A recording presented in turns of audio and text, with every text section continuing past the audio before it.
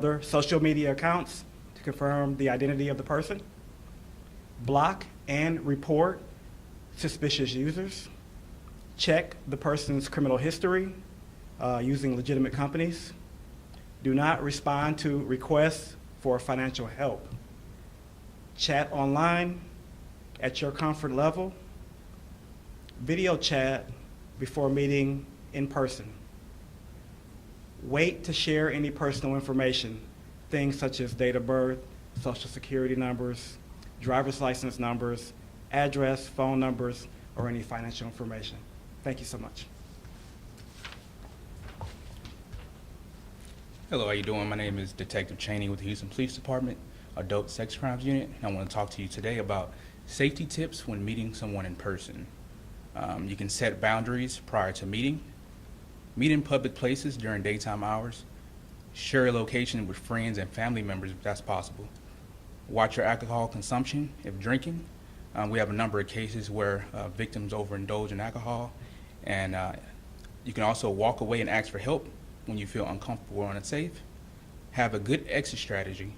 Plan your own transportation, trust your instincts, and you have a right to say no always.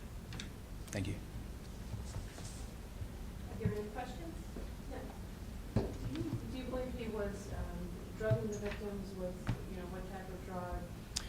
At this time, I'm unable to determine that information. I can tell you that 2 of the 3 victims did go through toxicology. The preliminary reports do state that there was a presence of 1 or more drugs. So that's all I can give you at this time. Why do you believe there are more victims, and why is it important to inform? Based on Mr. Williams' MO, the commonalities between all 3 cases, meeting online, taking them out to the same locations, and then them waking up naked and he's nowhere to be found. So that's pretty common, and that's why we believe that he may have done this to other people within the community. There are more victims out there that they're scared to come forward. What would your message be to them? I would like to tell anybody that's listening, if you are scared, we are here to serve and protect. Here in our unit, we start by believing. So it doesn't matter if you don't have labs done, haven't went to the hospital. We want to hear your story. So just reach us at that number that I gave out earlier, and we'll be more than happy to help.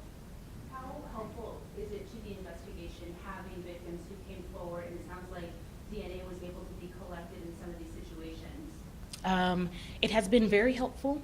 Honestly, that's how we leaked all 3 cases, was through that DNA hit. So prior to that, we were unable to develop a suspect. But once that CODIS match came in, we were able to kind of lock in, and that was the catalyst for the investigation. Has he spoken of potentially having done this to other people, or at this point these are the only cases that are linked to him? During questioning, the only thing that we talked about were the 3 cases, because those were the known cases at that point. Why is his DNA in CODIS? His DNA is in CODIS.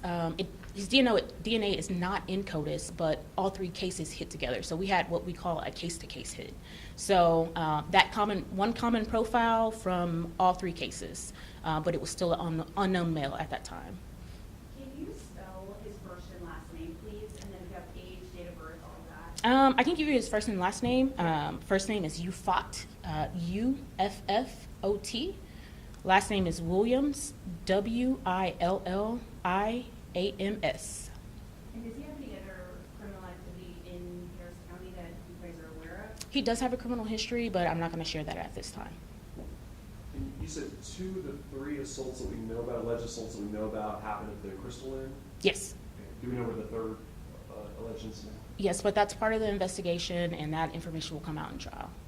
So just to be clear, he has not been charged for one of the cases that y'all are investigating? He's been charged in all 3 cases. Oh, all 3, okay, Yes. got it. And the charge is just the standard sexual assault charge? Standard sexual assault until we get those toxicology reports back. And other than the very violent act of sexual assault, was he physically violent with the woman? There was no report of physical violence in either of any of the cases. So, How long had he known the victims before the incidents happened? from all 3 reports, the victims stated that they met him online, and that was their first time meeting them. So within a matter of days, they went out and met up with him. So. Who spelled your last name? Is it Cummins Ramona is spelled Romona. The other two gentlemen spelled their names out. Sure. Yes, ma'am. Chaney spelled Chaney. And your first name? Jacory is going to be Jacory. Hi, first name is, oh, I can do that, no problem. First name is spelled Corey, Cory, last name is Blanks, Blanks. All right, thank you. Are there any other questions? Okay, Victor's going to give Spanish shortly. Thank you. Thank you. Thank you.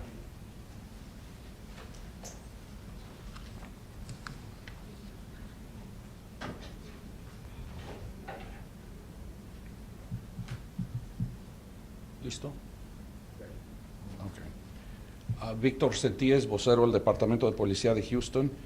Y estamos aquí porque estamos pidiendo a la comunidad que si han sido víctimas de una persona arrestada en varios casos de asalto sexual. El sospechoso se llama Ufont Williams y aquí tenemos su fotografía aquí a mi izquierda. Se le han entablado cargos, 3 cargos en 3 casos de asalto sexual que sucedieron entre octubre del 2021 hasta enero del 2022. Todas las víctimas eran mujeres de raza afroamericana entre 20 y 25 años de edad, 25 y 30 años de edad, y cada una de ellas reportó que había conocido al sospechoso en la red social y salieron a varios centros nocturnos en el área de Richmond y Westheimer. En cada ocasión, las víctimas recordaban salir a los centros nocturnos con el sospechoso y recordaron ser llevados a hoteles por el sospechoso y al otro día amanecían parcialmente desvestidas en los hoteles y solas. Se recopiló evidencia de ADN en varios de los casos y se determinó que cada uno de los casos concordaban uno con el otro. Entonces ahí se trajo al señor Williams a la estación de policía para interrogarlo y cuando se le hizo la entrevista él admitió haber tenido relaciones sexuales con varias de las mujeres y debido al ADN no se pudo descartar que él era parte de los asaltos sexuales y ahí fue cuando se le entablaron cargos y fue arrestado. Entonces, como dije anteriormente, ya se le entablaron los cargos. Ahorita lo que estamos pidiendo es si alguien tuvo citas con él, si alguien salió con él, estamos pidiendo que nos llamen de inmediato para tratar de entrevistar a esas víctimas y así poder presentar más casos al juez cuando esto vaya a la corte. ¿Cómo era el modo de operar? Tenemos entendido que él operaba a base de las redes sociales. Habían varias aplicaciones que se utilizan para hacer citas para salir con mujeres y él conoció a todas estas mujeres en estos sitios y ahí cuando ellos se conocían, entonces él las llevaba a los bares y luego, como dije anteriormente, no se ha determinado todavía si realmente él estaba usando drogas o algo en las bebidas para, como quien dice, adormecerlas, porque como dije anteriormente, las llevaba a los moteles y ellas despertaban ya parcialmente desvestidas en el hotel y estaban solas en ese momento. O sea, cuando ellas iban inconscientes, las víctimas. Básicamente llegaban a ese punto, sí. Pero no se ha determinado si ellos estaban una droga en específico. Exactamente, todavía eso está bajo investigación, no se ha determinado eso. ¿Tenía algún historial criminal previo a estos cargos que ahora presenta? Sabemos que tiene un historial criminal, pero por cuestiones de la investigación ahorita no vamos a dar a conocer su historial. I just have a clarification. Do you have any reason to believe or any evidence that he has attacked women other than for date rape? No, not at this time. We don't have any information that points to that, so. Any more questions? Is he a resident of the Houston area or is he a transit? Yes, he's a resident of this area, yes. Okay, thank you all. Thank you. Thank you.